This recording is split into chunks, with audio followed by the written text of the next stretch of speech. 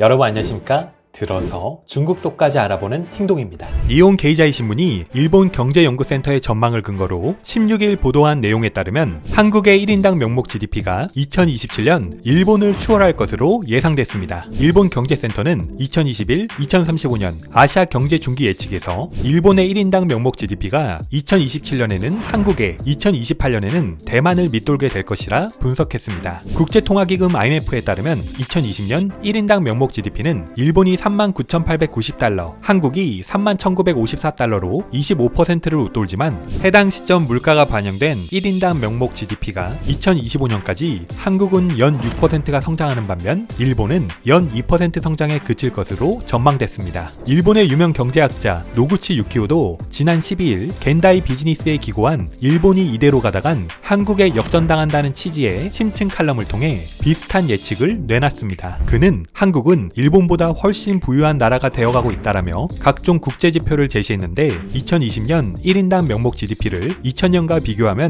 일본은 2.9% 증가에 그쳤지만 한국은 285.2%가 증가했다. 일본이 정체를 거듭하고 있을 때 한국은 급속히 성장했다. 이대로 가면 수년 후에 한국은 확실히 일본을 추월하고 20년 후엔 일본은 41,143달러, 한국은 88,894달러로 거의 2배가 된다라고 밝히며 다양한 지표에서 한국이 일본을 앞지르고 있다. OECD가 공표한 2020년 연간 평균 임금을 보면 한국이 41,960달러로 일본의 38,515달러를 역전했고 2021년 스위스 국제경영개발연구소가 작성한 국가 경쟁력 순위에서 한국은 23위, 일본은 31위이다. 디지털 기술에선 한국이 8위, 일본은 27위로 나왔고 영어 등 외국어 능력 격차 등을 꼽으며 이대로 가다간 G7에 일본 대신 한국이 들어갈 것이라고 경고했습니다. 그는 그렇게 된 원인으로 일본이 지난 30년간 근본적인 경영혁신, 경제정책을 펴지 못하고 엔화 약세 등 통화정책에만 몰두했기 때문이라 지적했고 일본 경제연구소는 행정을 비롯한 디지털화의 성패가 노동 생산성에 크게 영향을 줄 것이라 내다봤습니다. 이어 일본 매체는 한국과 대만은 행정 절차의 전자화 등을 정비해온 반면 일본은 도장과 서명 등 기업 간 거래의 아날로그 형식이 눈에 띈다라고 지적했습니다. 평소 한국은 과소평가하고 일본은 과대평가하며 묘하게 일본의 호의적인 중국 누리꾼들에게도 해당 소식이 전해졌는데요. 오늘은 이에 대한 중국 댓글 반응 준비했습니다. 그럼 관련 댓글 함께 보시겠습니다. 구독, 좋아요 부탁드리겠습니다. 적은 인구의 장점. 룩셈부르크의 1인당 평균 GDP는 8만 달러. 이건 어때? 너 부럽고 질투나는구나. 한국 인구가 5천만인데 적다고?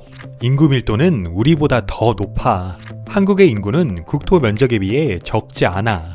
국토 면적과 인구 모두 적지. 한국의 인구수는 세계 탑 20이야. 누가 그러디? 인구가 1억이 넘는 나라가 열 몇 개야. 한국은 22에서 30이야.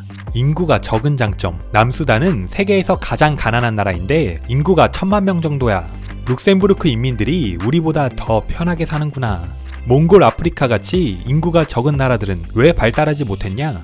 한국의 인구는 적지 않아. 세계적으로 많은 편이라 할 수 있어. 인구가 너무 적으면 공업이 발전할 수 없어. UN 규정에 따르면 인구가 5천만 이상이면 대국이라고 했어. 현재 인구가 5천만 이상인 국가가 대략 30개야.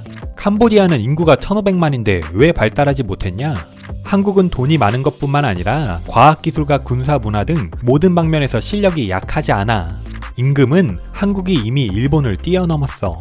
한국의 디지털 산업은 일본보다 발달했어. 일본은 멈춘 거야.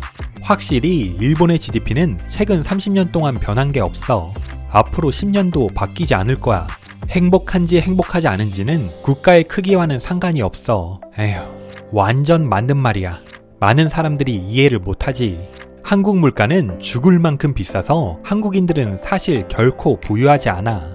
물가를 소득에 비교했을 때 중국보다 비싸지 않아. 소득은 우리보다 3배나 많은데 수많은 것들이 우리보다 더 저렴하지. 예를 들면 자동차나 전자제품, 의료비, 그리고 음식도 우리보다 3배 넘게 비싸지 않아. 왜 집이랑 과일은 뺐냐? 중국 1, 2선 도시의 소득과 집값을 비교하면 격차는 훨씬 커. 베이징, 상하이, 심천의 집값은 서울보다 비싼데 소득은 서울의 절반도 안 되지.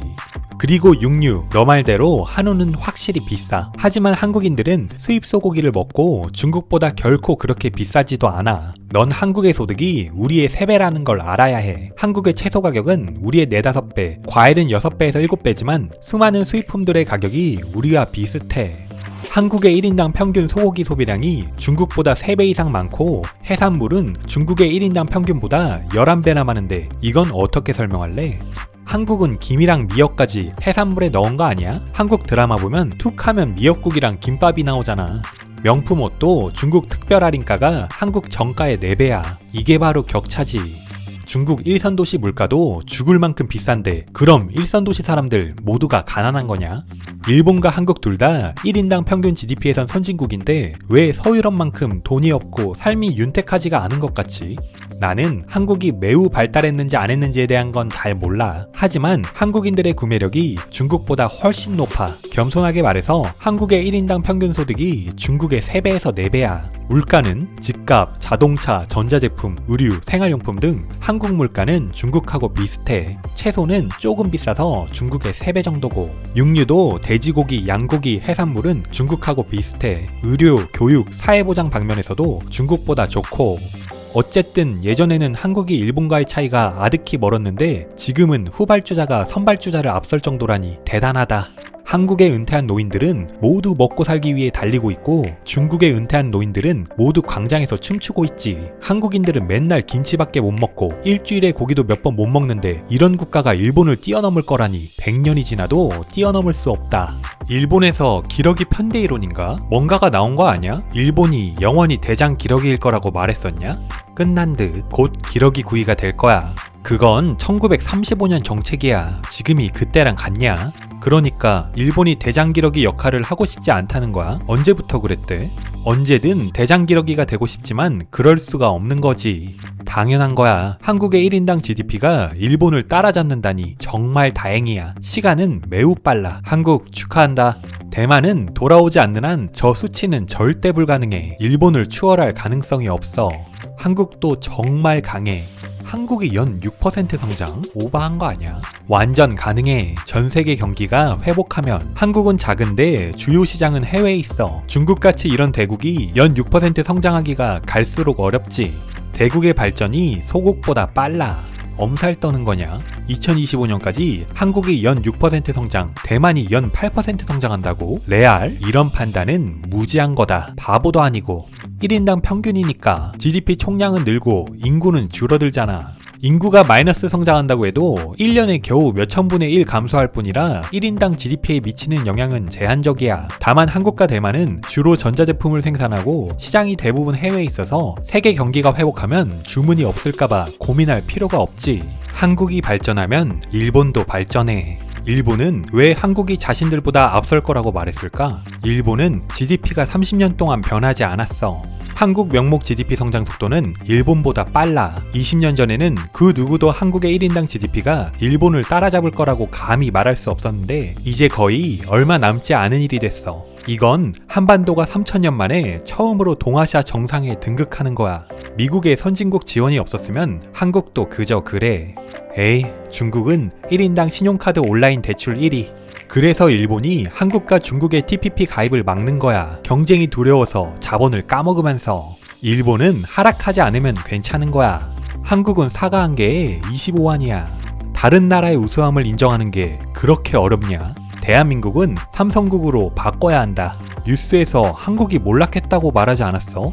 뉴스에서 어느 나라가 잘 살고 있다고 말하냐? 일본 매체에서 예측하기를 20년 후에 한국 GDP가 일본의 2배래. 1인당 평균. 한국이 일본을 넘기를 바란다. 한국 쩌네? 한국은 인구가 적고 게다가 인구도 감소하고 있어. 최근 몇 년 반도체에 의지하고 있고 일본은 인구가 많고 최근 몇 년 계속 경제 침체야. 오늘의 팅동TV는 여기까지입니다. 오늘도 시청해주셔서 감사합니다.